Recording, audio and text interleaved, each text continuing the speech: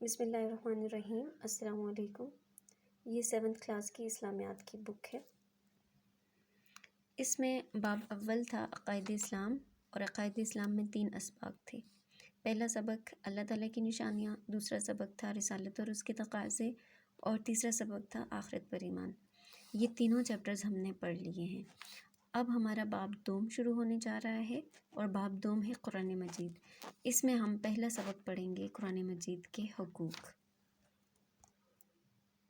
آپ کی بک میں پیج نمبر 16 سے سٹارٹ ہو رہا ہے یہ چیپٹر۔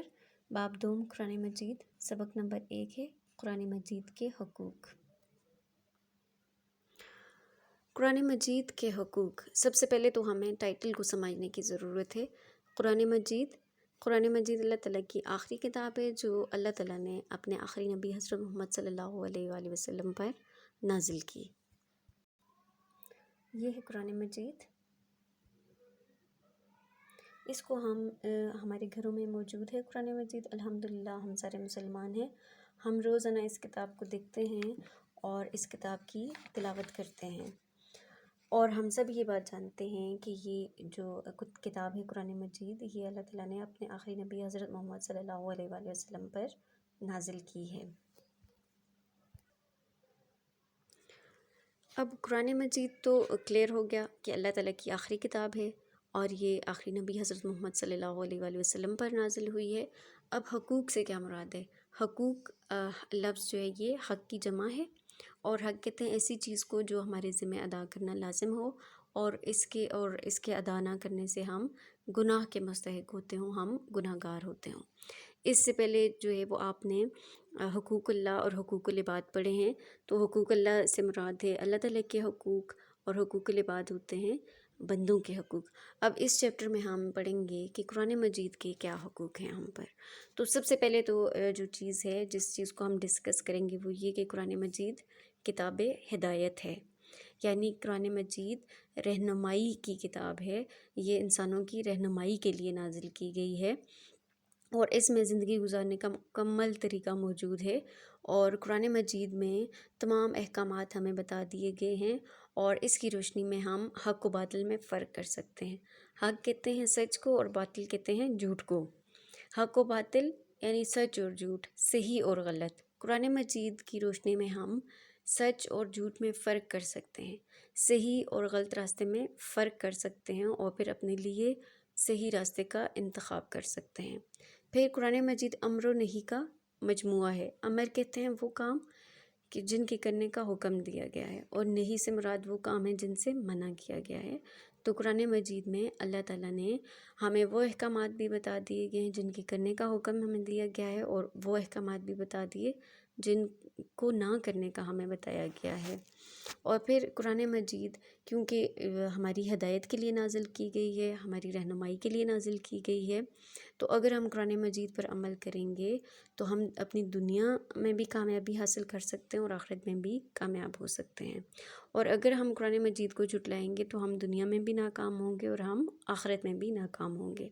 اب اس کے بعد ہمارا دوسرا ٹاپک آتا ہے، وہ ہے مسلمانوں کے زوال کا سبب، یعنی مسلمانوں کی پستی کا سبب، مسلمانوں کے زوال کی سبب یعنی وجہ، کہ مسلمان جو اس وقت دنیا میں اتنی بڑی تعداد میں موجود ہیں، لیکن اس کے باوجود مسلمان ایک مظلوم قوم ہیں، ان پر ظلم ہو رہا ہے، اور مسلمان دنیا میں کامیاب نہیں ہیں۔ تو اس کی وجہ کیا ہے؟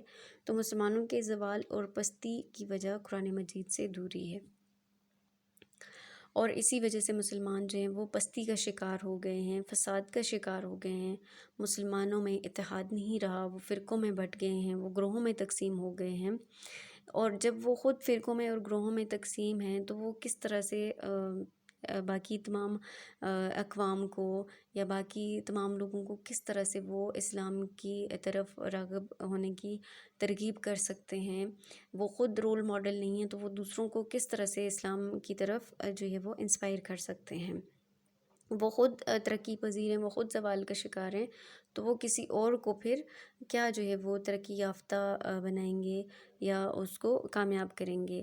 تو مسلمانوں کی زوال کی وجہ یہی ہے کہ وہ قرآن مجید سے دور ہیں۔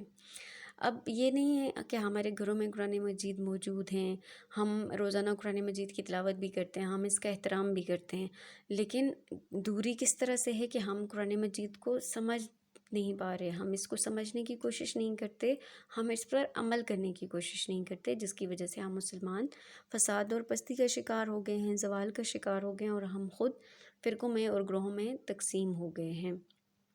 اس سے پہلے جو عرب قوم تھی وہ بھیڑ بکریاں چرانے والے لوگ تھے، لیکن جب اسلام آیا اور انہوں نے قرآن مجید پر عمل کیا، نبی پاک صلی اللہ علیہ وسلم کی تعلیمات پر عمل کیا، تو وہی لوگ جو بھیڑ بکریاں چرانے والے تھے وہ ساری دنیا کے لیے رول ماڈلز بن گئے، وہ ساری دنیا کے لیے پیشوا اور رہنما بن گئے۔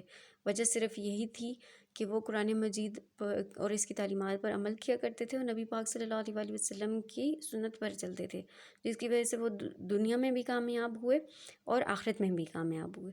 اور آج کا جو مسلمان ہے اس کے زوال کا، اس کی پستی کا سبب ہی یہی ہے، وجہ ہی یہی ہے کہ وہ قرآن مجید سے دور ہے، قرآن مجید پر عمل نہیں کرتا، قرآن مجید کو سمجھتا نہیں ہے۔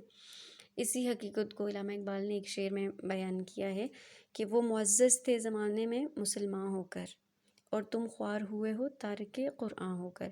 یعنی جو ہمارے آباء و اجداد تھے، جو ہمارے بزرگ تھے، جو ہمارے بڑے تھے، وہ زمانے میں وہ دنیا میں معزز تھے، عزت والے تھے، کس وجہ سے کہ وہ سچے مسلمان تھے، وہ قرآن مجید پر عمل کرنے والے تھے۔ اور آج کا جو مسلمان ہے وہ اس وجہ سے خوار ہے، اس وجہ سے رسوا ہے کہ وہ تارک قرآن ہے۔ تارک قرآن سے مراد ہے قرآن مجید کو چھوڑ دینے والا۔ آج کے مسلمان نے قرآن مجید کو چھوڑ دیا، اس وجہ سے وہ زمانے میں رسوا ہے، خوار ہو گیا ہے۔ اب اس کے بعد جو مین ہمارا ٹاپک ہے اس کی طرف آتے ہیں کہ قرآن مجید کے کیا حقوق ہیں۔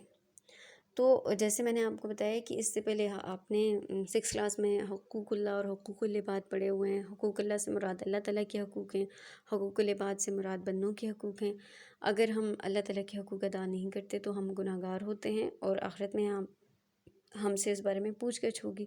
اسی طرح اگر ہم حقوق العباد ادا نہیں کرتے تو ہم گناہ گار ہوں گے، اور آخرت میں بھی ہم سے اس بارے میں پوچھا جائے گا اور ہمیں سزا ملے گی۔ اسی طرح قرآن مجید کے حقوق جو ہیں، اگر ہم قرآن مجید کے حقوق ادا نہیں کرتے تو پھر بھی جو ہے وہ ہم سے اس بارے میں پوچھ گچھ ہوگی، اور ہم گناہ گار ہوں گے، اور آخرت میں ہمیں اس کی سزا ملے گی۔ تو قرآن مجید کے بیسیکلی ہم پر 5 حقوق ہیں، قرآن مجید کے ہم پر 5 حقوق ہیں۔ سب سے پہلے قرآن مجید کو اللہ تعالیٰ کا کلام ماننا۔ کلام کہتے ہیں بات کو۔ سب سے پہلے تو ہمارا یہ بلیف ہونا چاہیے، ہمارا یہ یقین ہونا چاہیے کہ قرآن مجید اللہ تعالیٰ کی کتاب ہے، اور الحمدللہ ہم سارے اس بات پر یقین رکھتے ہیں کہ قرآن مجید اللہ تعالیٰ کی طرف سے نازل کی گئی کتاب ہے۔ اس میں جتنی باتیں ہیں وہ ساری اللہ تعالیٰ نے بیان کی ہیں، اور یہ کتاب آج تقریباً 1400 سال گزر گئے، اس کے باوجود بھی یہ کتاب بغیر کسی رد و بدل کے آج بھی محفوظ ہے، اور یہ قیامت تک آنے والے مسلمانوں کے لیے ہدایت اور رہنمائی کا ذریعہ ہے۔ اب اس کے بعد اللہ تعالیٰ اور کوئی بھی کتاب نازل نہیں کریں گے۔ اس کے بعد جو دوسرا حق ہے قرآن مجید کا، وہ ہے قرآن مجید کی تلاوت کرنا۔ یعنی ہم قرآن مجید کی تلاوت کریں، اس کو ٹھہر ٹھہر کر پڑھیں، اس کو قرأت کے ساتھ پڑھیں، اور روزانہ ہم اس کو پڑھنے کا معمول بنا لیں۔ نبی اکرم صلی اللہ علیہ وسلم نے فرمایا کہ بے شک دلوں کو بھی زنگ لگ جاتا ہے، جس طرح لوہے کو پانی سے زنگ لگ جاتا ہے۔ تو کسی نے آپ صلی اللہ علیہ وسلم سے پوچھا کہ اے اللہ کے رسول صلی اللہ علیہ وسلم، دلوں کے زنگ کی صفائی کیسے ممکن ہے؟ تو آپ صلی اللہ علیہ وسلم نے فرمایا کہ ہر وقت موت کو یاد کرنے سے، اور قرآن مجید کی کثرت سے تلاوت کرنے سے۔ یعنی ہم قرآن مجید کی زیادہ تلاوت کریں گے تو ہمارے دل کا زنگ جو ہے وہ ختم ہو جائے گا۔ اس کے بعد قرآن مجید کا تیسرا حق ہے قرآن مجید کو سمجھنا، یعنی قرآن مجید کا ترجمہ سیکھنا، قرآن مجید کو ترجمے کے ساتھ پڑھنا، اس کا معنی اور مفہوم سمجھنا، اس پر غور و فکر کرنا کہ اس میں ہمیں کیا باتیں بتائی جا رہی ہیں، اور اس کے مطابق پھر ہم اپنی زندگی کو گزار سکتے ہیں جب ہم اس کو سمجھیں گے۔ قرآن مجید کا چوتھا حق ہے قرآن مجید پر عمل کرنا۔ عمل کرنے سے وہی مراد جیسے میں نے ابھی بتایا کہ ہم قرآن مجید پر اس طرح عمل کریں کہ قرآن مجید نے جن چیزوں کو حلال قرار دیا ہم ان کو حلال سمجھیں، اور قرآن مجید نے جن چیزوں کو حرام قرار دیا ہم ان کو حرام سمجھیں۔ جن کاموں کے کرنے کا حکم دیا گیا ہے قرآن مجید میں وہ کام کریں، اور جن کاموں سے رکنے کا حکم دیا گیا ہے ان سے رک جائیں، اور اپنی ساری زندگی جو ہے وہ اسلام کی تعلیمات کے مطابق گزاریں۔ یہ قرآن مجید پر عمل کرنا ہے۔ اور قرآن مجید کا آخری حق ہے قرآن مجید کی تبلیغ کرنا۔ تبلیغ کرنے سے مراد ہے قرآن مجید کو دوسروں تک پہنچانا، کہ ہمیں جتنا قرآن مجید آتا ہے، ہمیں پڑھنا آتا ہے تو ہم دوسروں کو پڑھنا سکھا دیں۔